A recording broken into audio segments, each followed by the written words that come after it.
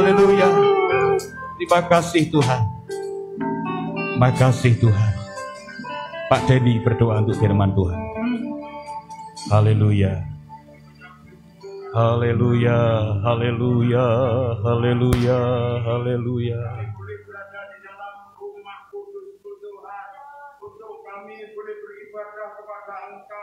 Kami syukuri semuanya ini di dalam nama Tuhan Yesus Kristus. Kami mengucap syukur Tuhan, Engkau sudah meluputkan kami dari segala malapetaka. Kami mengucap syukur Tuhan, kami boleh dalam keadaan yang baik. Semua hanya karena kasih. Hanya karena kasih-Mu yang tak terbatas atas hidup kami Tuhan. Kami syukuri semua di dalam nama Tuhan Yesus Kristus. Kami rindu boleh dikuatkan, diteguhkan oleh kuasa firman-Mu. Kami rindu Tuhan untuk menerima mujizat-Mu Tuhan pagi hari ini Tuhan. Kami rindu boleh menemukan jalan keluar Tuhan dari pergumulan kami selama ini Tuhan. Kami yakin dan percaya melalui hamba-Mu Tuhan, Engkau boleh memberikan isi hati-Mu atas kami Tuhan. Firman-Mu boleh menjadi pegangan bagi hidup kami Tuhan. Boleh menjadi kekuatan bagi kami. Urapi hamba-Mu Tuhan yang sudah Kau percaya menjadi berkat bagi setiap kami. Urapan-Mu yang baru turun atas hamba-Mu. Urapan-Mu yang baru turun atas kami jemaat-Mu Tuhan. Di dalam nama Tuhan Yesus Kristus. Haleluya. Mengucap syukur dan berdoa. Terima kasih. Haleluya. Amin. Puji Tuhan. Silakan duduk kembali Bapak Ibu Saudara kasih Tuhan. Anak-anak sekolah minggu bisa diantar oleh orang tuanya untuk mengikuti sekolah minggu. Kalau belum mau sendiri bisa didampingi dulu. Ya, bisa didampingi dulu, enggak apa-apa. Saya kira suara saya juga cukup keras, sambil mendengarkan dari ruang sebelah juga masih bisa ya.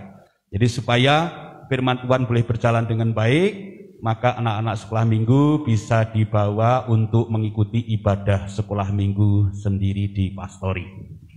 Baik, puji Tuhan Bapak Ibu Saudara, hari ini kita bersyukur bisa beribadah kembali di tempat ini, dan hari ini kehadiran cukup luar biasa. Sebenarnya tadi pemain singer-singer tidak usah turun ya, supaya tidak umpel-umpelan di bawah ya.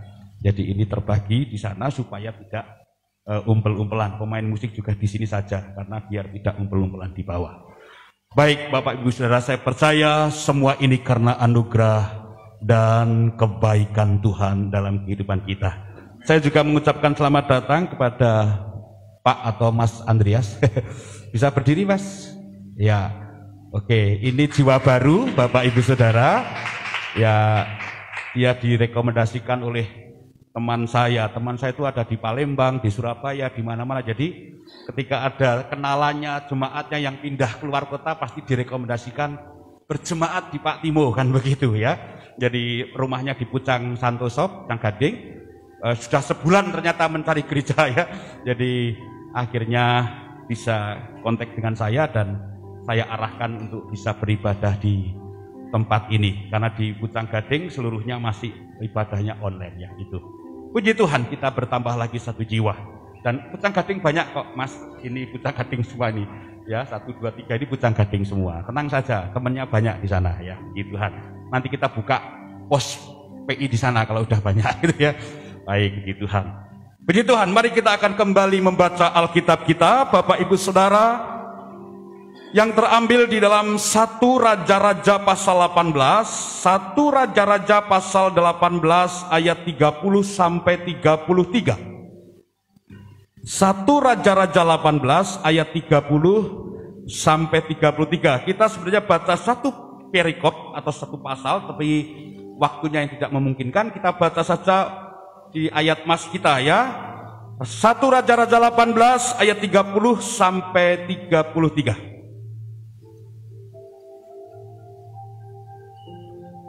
Sudah ketemu Bapak Ibu? Kalau sudah ketemu kita membacanya. Karena firman Tuhan berkata, berbahagialah orang yang membaca dan merenungkan firman Tuhan. Mari kita akan baca sama-sama dalam hitungan yang ketiga dari ayat 30 sampai ayat 33. 1, 2, 3. Kata Elia kepada seluruh rakyat itu, datanglah dekat kepadaku. Maka mendekatlah seluruh rakyat itu kepadanya, lalu ia memperbaiki mezbah Tuhan yang telah diruntuhkan itu. Kemudian Elia mengambil 12 batu menurut jumlah suku keturunan Yakub. Kepada Yakub ini telah datang firman Tuhan, engkau akan bernama Israel. Ia mendirikan batu-batu itu menjadi mezbah demi nama Tuhan, dan membuat suatu parit sekeliling mezbah itu yang dapat memuat 2 suku benih. Ia menyusun kayu api, memotong lembu itu, dan menaruh potongan-potongannya di atas kayu api itu. Katakan amin. Bapak Ibu yang dikasihi Tuhan, ini cerita, ini kisah yang sangat luar biasa, di mana orang-orang Samaria pada waktu itu, ya, ini negara pecah jadi 2, Samaria dan Yehuda. Dan pada waktu itu mengalami kelaparan, kekeringan selama 3,5 tahun. Tidak mengalami datangnya hujan selama 3,5 tahun. Nah saudara, saya dulu pernah mendengar cerita dari Ibu Surati, dulu pernah di sini mengalami paceklik kekeringan 7 bulan kalau nggak salah. Itu orang pada makan tikus ya Bu Surati ya. Tikus itu dimakan karena kekeringan. Wet gedang wae ora urip. Curkul sithik wis dipentelas dimasak, saudara. Ngeri, kekeringan 3,5 tahun tidak turun hujan. Yang 7 bulan saja udah seperti itu, apalagi 3,5 tahun, Bapak Ibu. Betapa krisisnya bangsa itu, betapa menderitanya bangsa itu, saudara. Mereka setiap hari ya mencari dari sudut-sudut mata air dicari. Mereka mengalami kekeringan. Kuda-kuda mereka, keledai-keledai mereka harus makan. Tapi saudara, kita lihat cerita sebelum itu kalau saudara bisa baca di rumah. Mereka barusan mengalami yang namanya pembantaian, ya. Ada berapa puluh nabi atau berapa ratus nabi yang dibantai dan disisakan 100 dibagi 2, 50 disembunyikan oleh siapa namanya? Ada salah satu tokoh di dalam Alkitab itu. Dan Bapak Ibu Saudara, di sini ada tokoh yang namanya Elia. Tinggal satu nabi yang namanya Elia. Kerajaannya yang dipimpin oleh Raja Ahab. Nah, Bapak Ibu, saya mau bagikan sharing firman Tuhan pada pagi hari ini, bahwa Tuhan bisa mengubah masalah menjadi anugerah. Tuhan bisa mengubah kekeringan, ya, paceklik itu. Di situ Tuhan bisa membuat sesuatu, pertolongan atau berkat Tuhan di dalam kehidupan orang-orang yang percaya kepada Tuhan. Nah, Bapak Ibu yang dikasih Tuhan, apa yang dapat kita pelajari? Apa yang dapat kita ambil dari makna ini, dari cerita ini, Bapak Ibu? Kalau saudara mau mengalami, mengubah kekeringan, krisis menjadi anugerah buat kita, apa yang harus kita lakukan, Bapak Ibu? Mari kita lihat, perhatikan ayat ini baik-baik yang kita sudah baca tadi, ya, di ayat 30 sampai 33 itu. Perhatikan ayat ini baik-baik, Bapak Ibu Saudara, ya. Apa yang harus kita lakukan?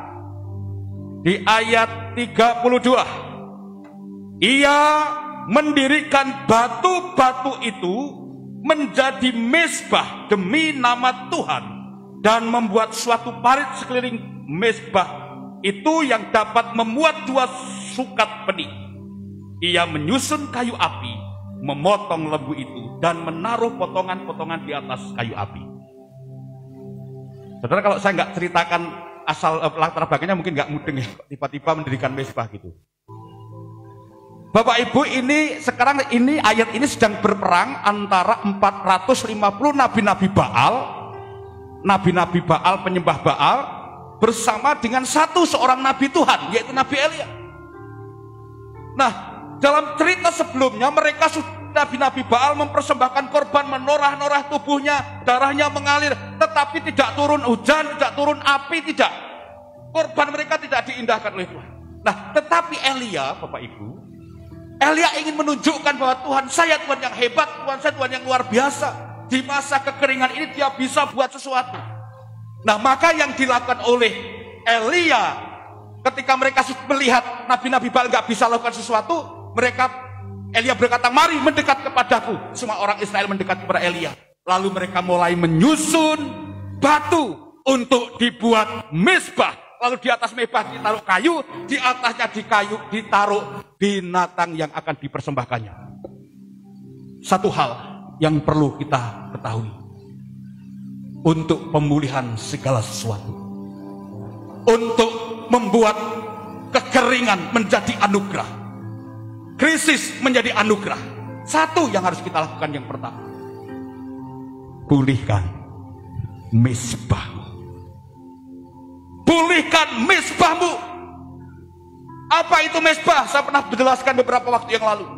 Mezbah itu tumpukan batu, di atasnya ada kayu, di atasnya ada binatang, lalu dibakar, lalu asapnya naik ke atas, dan itu menyenangkan Tuhan. Lalu di sekeliling mezbah itu orang-orang memuji Tuhan, bersuka cita.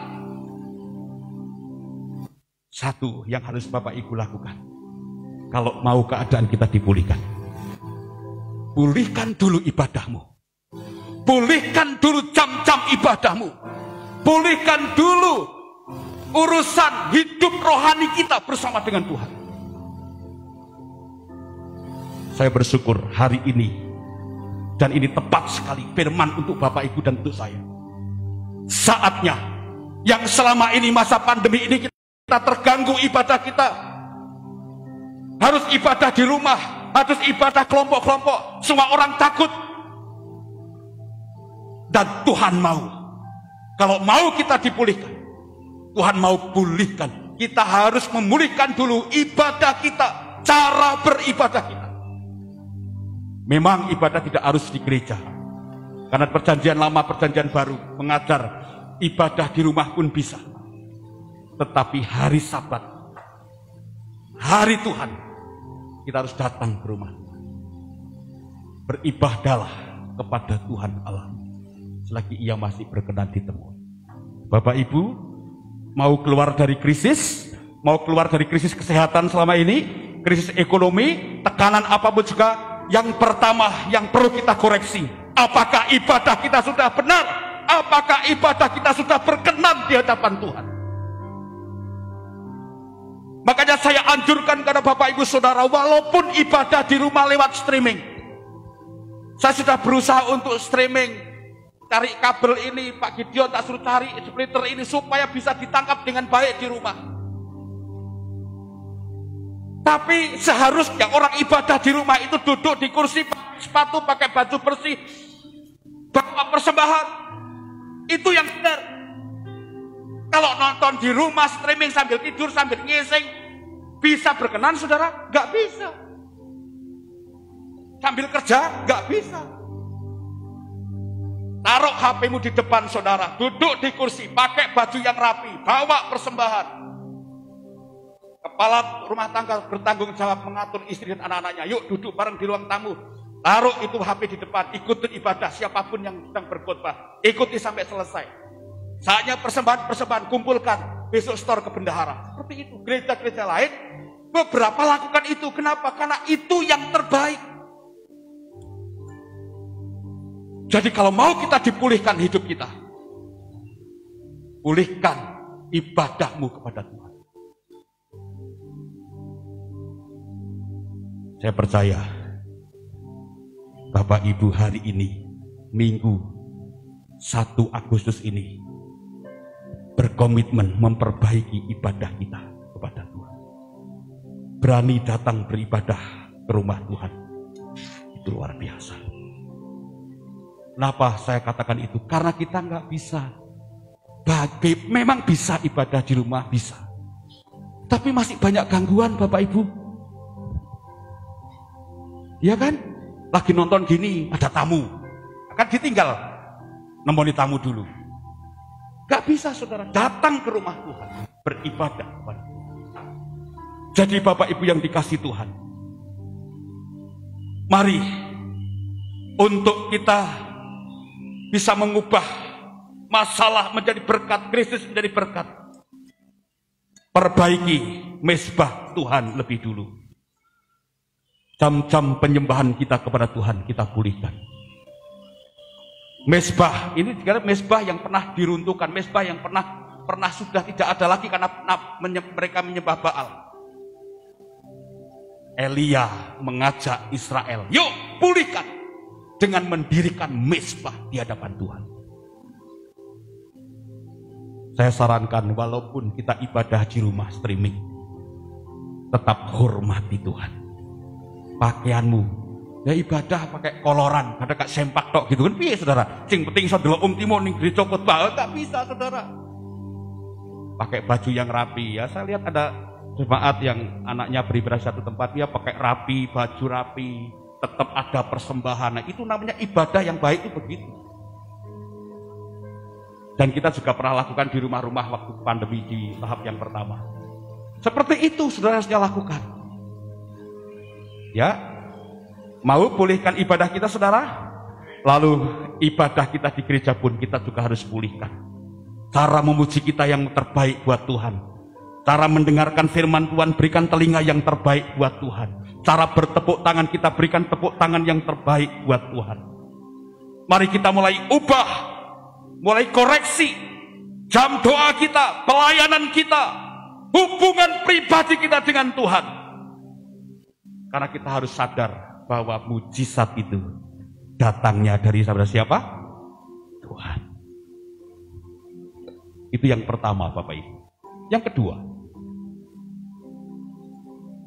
kedua Bapak Ibu Saudara, kita akan melihat di ayat yang ke-36, ayat 37. Ayat 36 dan ayat 37 berkata bagaimana, mari kita lihat ya. 36, 37. Kemudian pada waktu mempersembahkan korban petang, tampillah Nabi Elia dan berkata. Nah, dalam mezbah itu, dalam ibadah itu ada doa syafaat di situ. Nah, Elia berdoa. Lihat doanya Elia. Ya Tuhan, jawablah aku, supaya bangsa ini mengetahui bahwa Engkaulah Allah, ya Tuhan, dan Engkaulah yang membuat hati mereka tobat kembali. Di ayat yang ke-7. Di 37. Jadi Bapak Ibu yang dikasih Tuhan, yang kedua yang harus dipulihkan apa? Kalau tadi jam-jam ibadah kita, ibadah raya kita, ibadah kita kepada Tuhan. Yang kedua yang harus dipulihkan untuk menerima mujizat dan anugerah Tuhan adalah perbaiki orientasi doa kita, cara doa kita, pokok doa kita, orientasinya harus dirubah. Di masa pandemi ini semua orang doanya sama. Tuhan, jauhkan kami dari sakit corona supaya saya tidak mati. Betul? Doanya itu saja. Jauhkan kami dari corona, jauhkan kami dari virus corona. Sekarang mulai kita ubah doa itu. Kalau mezbah keluarga, mezbah ibadah itu sudah dipulihkan. Orientasi doa kita ubah.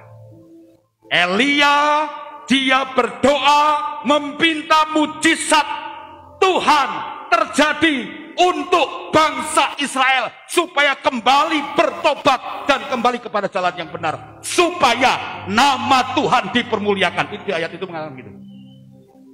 Jadi Bapak Ibu, berdoalah supaya nama Tuhan dipermuliakan. Berdoalah supaya nama Tuhan ditinggikan. Tuhan Yesus, hamba berdoa buat orang-orang yang terpapar corona. Buat orang dulu. Bukan buat aku, buat orang-orang yang terpapar corona. Sembuhkan mereka di dalam nama Yesus lewat siapapun supaya nama Tuhan dipermuliakan. Orang lagi krisis kesehatan begini, saudara akan diterima oleh siapapun. Coba datang pada orang yang sedang corona, ditelepon, Bu, mau saya doakan? Dia berkata pasti, mau. Disinilah saatnya kita berdoa supaya nama Tuhan dipermuliakan. kalau nama Tuhan ditinggikan, nama Tuhan diagungkan. Kita nggak minta saja Tuhan sediakan, Bapak Ibu. Haleluya. Orientasi doa kita supaya nama Tuhan di muka bumi ini dimuliakan. Makanya saya doa Rebo selalu berdoa untuk siapa? Supaya pemerintah dapat menangani corona ini. Orang-orang kesehatan dipakai Tuhan, pendoa-pendoa, pendeta, semua dipakai anak-anak Tuhan. Nama Tuhan itu dimuliakan dan ditinggikan. Ada 4 poin sebenarnya. Kita bagi 2 saja. Yang 2 lain kali, kalau saya ingat waktunya sudah mengejar terus. Mau hidup saudara dipulihkan? Mau Tuhan mengubah kekeringan menjadi anugerah? Kalau kita lihat di pasal ini, di ayat yang terakhir, pada akhirnya Tuhan menyambar persembahan yang dilakukan oleh Elia. Yang kedua, maka turunlah hujan di muka bumi karena doa Elia. Beberapa hari yang lalu, para petani berdoa, Tuhan turunkan hujan supaya jagungnya nggak pada ngelinting. Semalam hujan cukup lama, saudara. Haleluya. Seperti itu, saudara. Nama Tuhan dimuliakan. Mau Tuhan pulihkan, kalau mau responi firman Allah. Yang pertama apa, Bapak Ibu? Ubah, benahi cara ibadah kita. Bagaimana caranya? Datang kepada Tuhan dengan sungguh-sungguh, menghormati Dia, ya. Menghormati Dia, mengagungkan Dia, meninggikan Dia. Dia tidak kelihatan. Tapi justru dengan tidak kelihatan itu, yuk kita berikan yang terbaik buat Allah kita.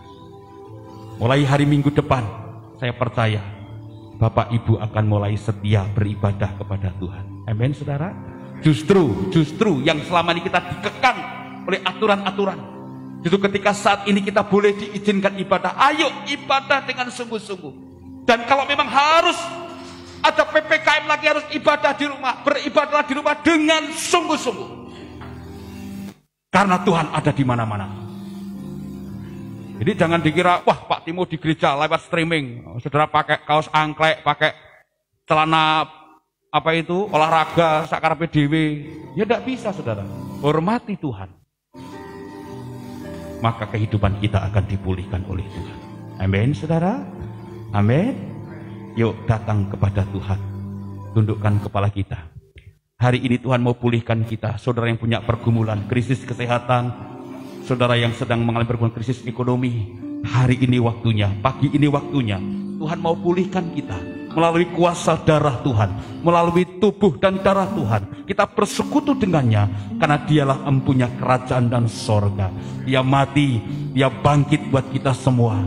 Dia menebus dosa kita karena Dia mau memulihkan seluruh kehidupan kita. Puji Tuhan, saudara, ketika tirai bait Allah terbelah jadi 2, kita langsung bisa berkata, Tuhan, kami perlu ini, perlu itu. Dan Tuhan mendengarkan kita. Kita bisa langsung menyembah Tuhan secara pribadi, beribadah kepada Tuhan. Maka ayo kita semua menghormati Tuhan pagi hari ini. Pelayan-pelayan perjamuan bisa maju ke depan.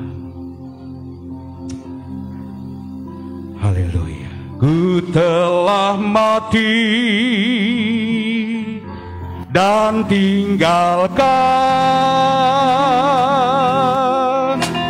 cara hidupku yang lama. Semuanya sia-sia dan tak berarti lagi. Hidup ini ku letakkan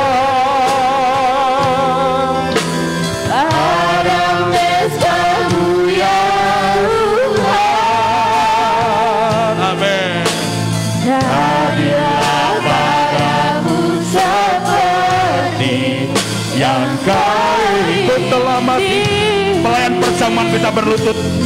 Ku telah mati, haleluya. Ku telah mati, dan tinggalkan, haleluya. Pada hidupku yang haleluya.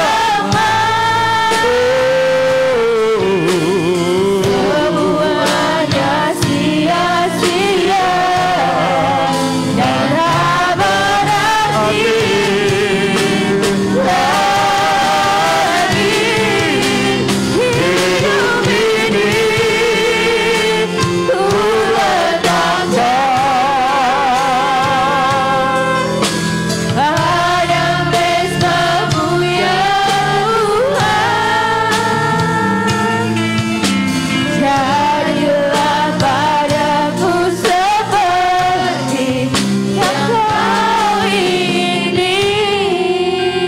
Di sorga, kami merendahkan hati kami di hadapan-Mu bersama dengan pelayan-pelayan perjamuan. Sebelum kami melayani umat-umat-Mu, sucikan Tuhan, kuduskan, tahirkan seluruh kehidupan kami para pelayan-pelayan-Mu, supaya kami layak.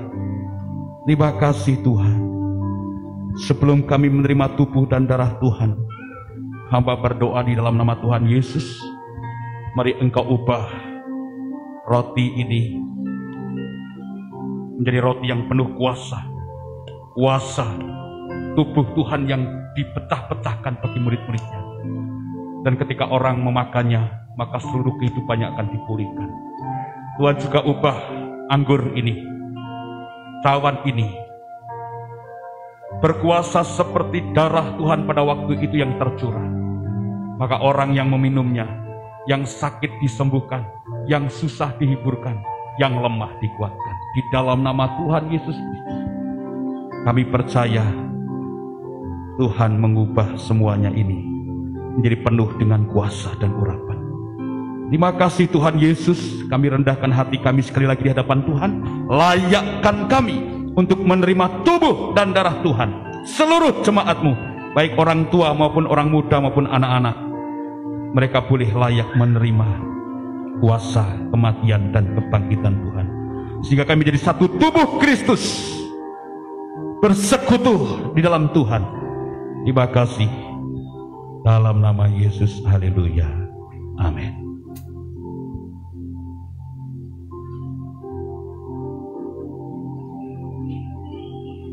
Pada waktu itu malam perjamuan Tuhan diadakan. Yesus mengambil roti, lalu mengucap berkat dan berkata, "Inilah tubuhku." Berkata, "Minumlah."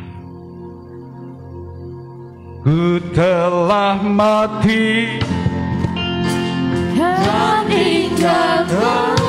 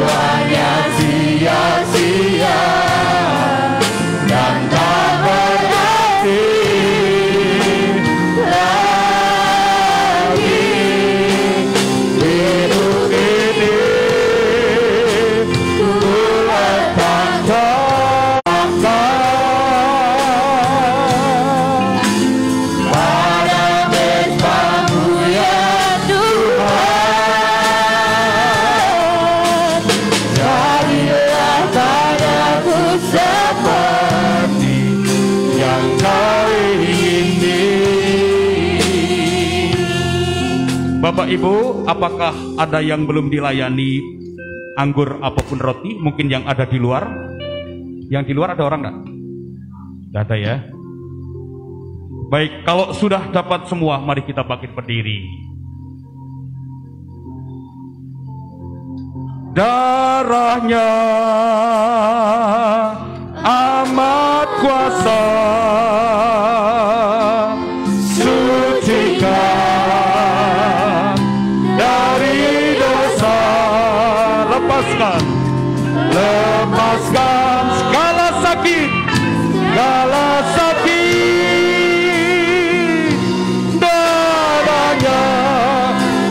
Sekali lagi, darahnya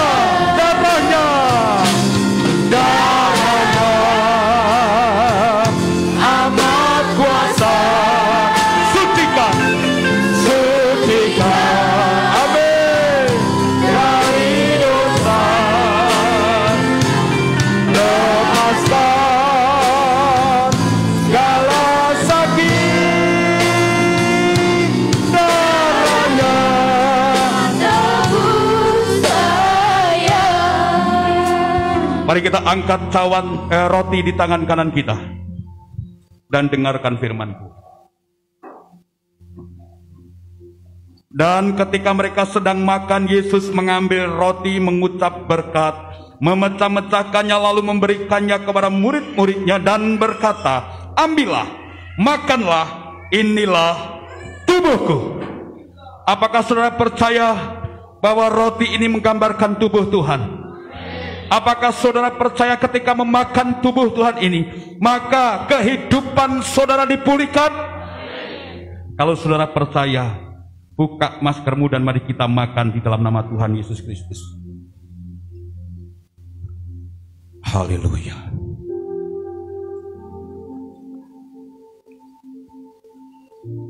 Angkat cawan di tangan kanan kita.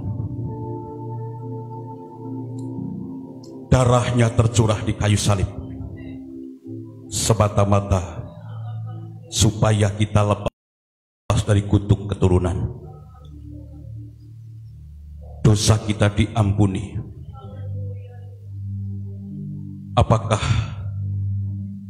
saudara percaya bahwa yang kita pegang ini adalah darah Tuhan? Dengarkan firman Tuhan. Sesudah itu ia mengambil cawan, mengucap syukur, lalu memberikannya kepada mereka dan berkata, minumlah kamu semua dari cawan ini, sebab inilah darahku, darah perjanjian yang ditumpahkan bagi banyak orang untuk pengampunan dosa. Lalu firman Tuhan yang lain berkata, oleh darahnya, oleh bilurnya, maka sakitnya menjadi sembuh. Apakah saudara percaya ketika saudara meminum cawan ini, saudara akan lepas dari kutuk kemiskinan? Apakah saudara percaya ketika meminum cawan ini, maka sakitmu disembuhkan? Apakah saudara percaya kalau minum cawan ini, saudara terhindar dari corona?